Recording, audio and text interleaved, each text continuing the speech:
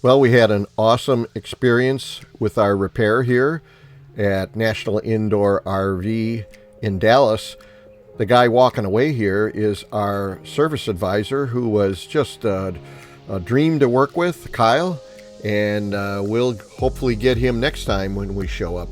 But right now, our task is to get our water pump replaced, and this was identified during our yearly maintenance at National Indoor, who chooses to draw the line at a certain level of tearing into an engine.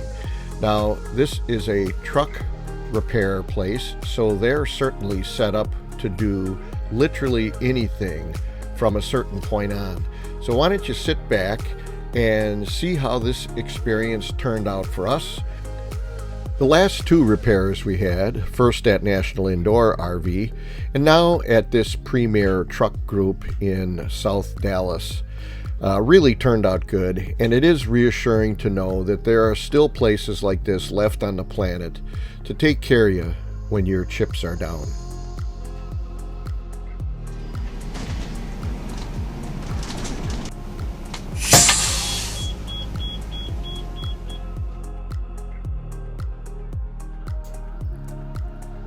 I remember when we first pulled into this place, I'm thinking, oh my God, there isn't all sorts of nuts and bolts and junk laying on the ground, and I don't have to worry about getting a flat tire.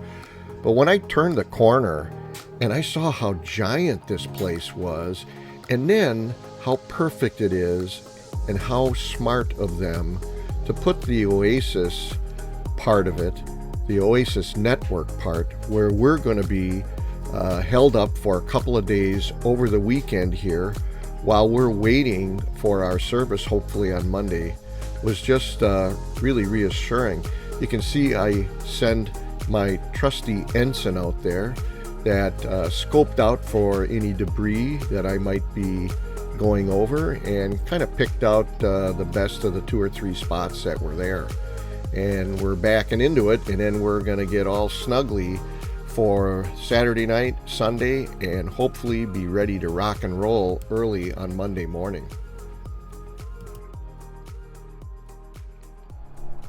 Here we are, about an hour after leaving National Indoor RV. Now we're at a Freightliner to get the water pump replaced.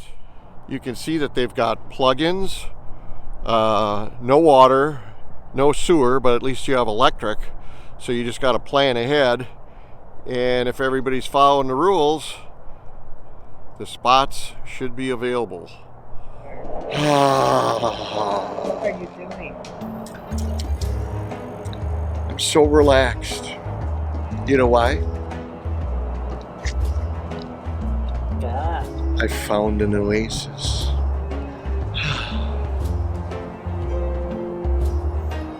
Let's hope you feel that way after the bill and the repairs. Here's how I'm going to be when I get the bill. Yeah, Jesus. One more thing.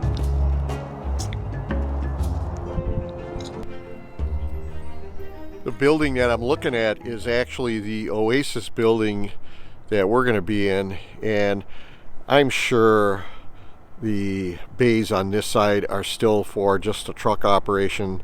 The Oasis doesn't need to be that big for the RV service, but it's on the far side, way over there. On the far side is where we are now, but I'm walking to get the Honda to put it by our rig so that when they pick up the rig on Monday, we can block out our spot. And I'm walking by another building of just garage door after garage door, and I've yet to go by the other side of the building. This place is giant. Look at this. I just turned the corner. I'm going to walk to go through those gates to get the Honda, but I hope their work isn't as impressive as the facility in the building. We just finished up at National Indoor, and here we are again, probing around and back on his engine. We think he needs a water pump. So we're at Freightliner Premier Truck.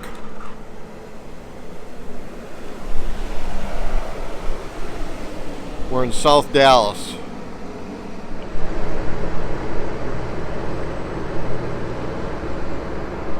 Good luck, buddy.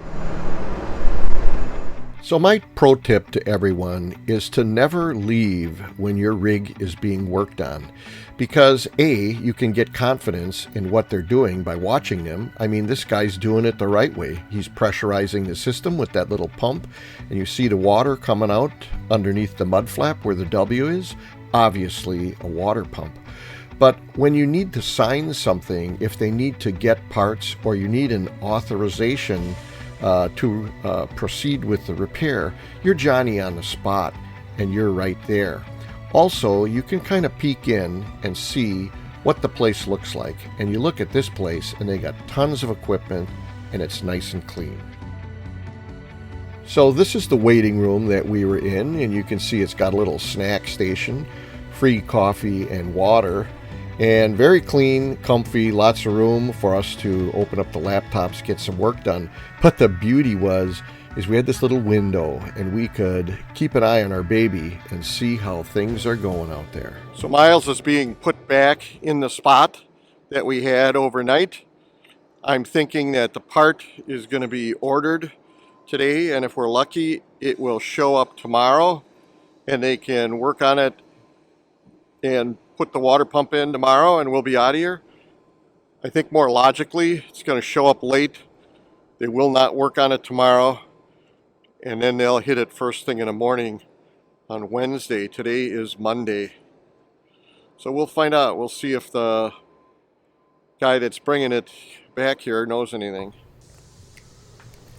So we got lucky. The parts showed up on time, and it took about 4 hours for them to put the water pump in.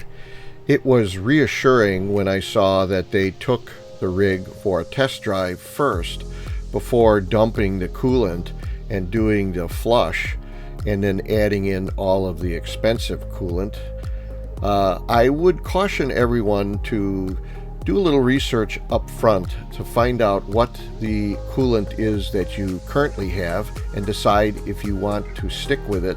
I had regular ethylene glycol coolant in there because our rig is relatively old, so I had it flushed out and I had the oat coolant put in. So you want to know what you got and what the color is. I would also suggest that you check the Napa part numbers for the Kevlar belts that would fit your rig and have those installed next time when you're doing your maintenance on them, and also to remind you to carry a set of spare belts in case you've got a little surprise that happens along the way. So since we're talking about pro tips, let's talk about power. Now, as nice as this Oasis was, it's not a campground, so it's not going to have campground quality power. And this 107 volts you're seeing is the result of after it was boosted by my autoformer. And right now I'm either microwaving something or maybe I've got my Keurig on. Now, that's fine for all those type of appliances and all of our computers and everything, but I want to warn you at places like this where your voltage is not quite up to snuff, and hopefully you have an autoformer, but even at that I only had 106 volts, so I certainly wasn't going to use my air conditioner whether I needed it or not. And we didn't need it, but if we had needed it, we would have just went inside. Well, finally, everyone's favorite part, when they get to find out what this cost the Chan Man. Well, quite frankly, this repair went so well, I was happy to pay this, because last time I checked, I'm not able to do this kind of work anymore. Now, in the past, another good place that we stopped at was actually in Florida, and we were able to see if we qualified for a certain campaign that's sort of like a recall, but it's not. You kind of got to find out about it and push the issue yourself. And it was for the selective catalytic reduction system, part of the DEF gadgetry on our rig. Now that program is sunsetting, so you're going to want to make sure that it isn't something that you need to check into on your rig. So here's a pro tip for driving one of these rigs. You're basically a truck. You just got a better paint job. And when we come around this corner, you're going to see a truck sitting at the stop sign that is actually way too far to the left.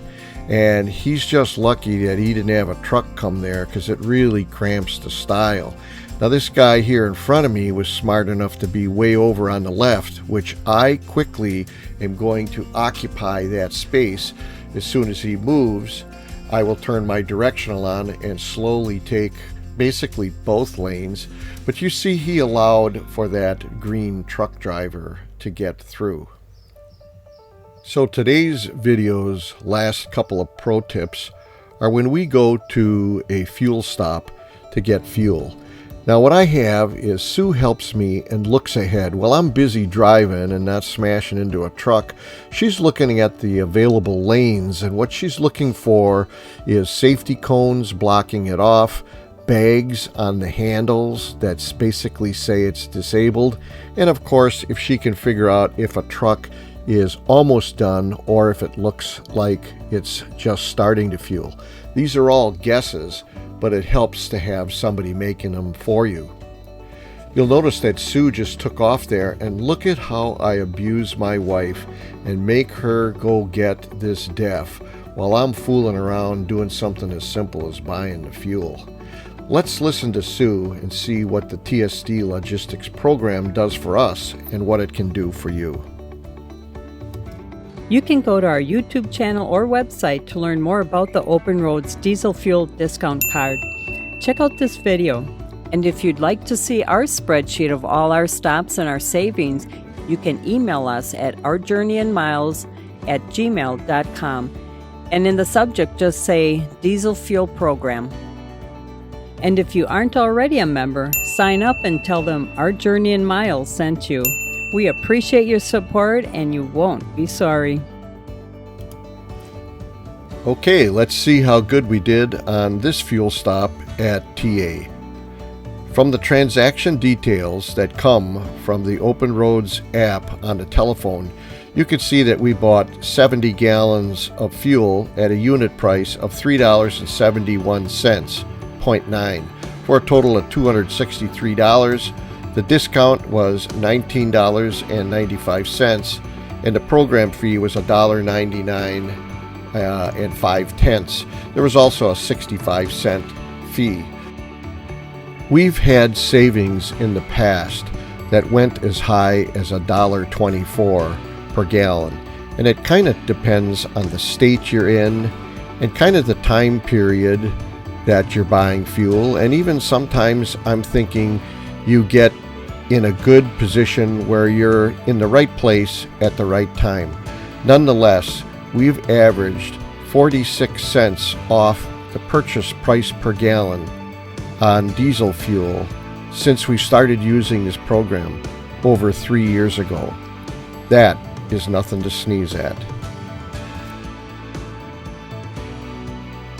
If you're new to the channel and you missed last week's video where we had our repairs done and some major chassis maintenance work done at National Indoor RV in Dallas, take a look at that episode that popped up on screen.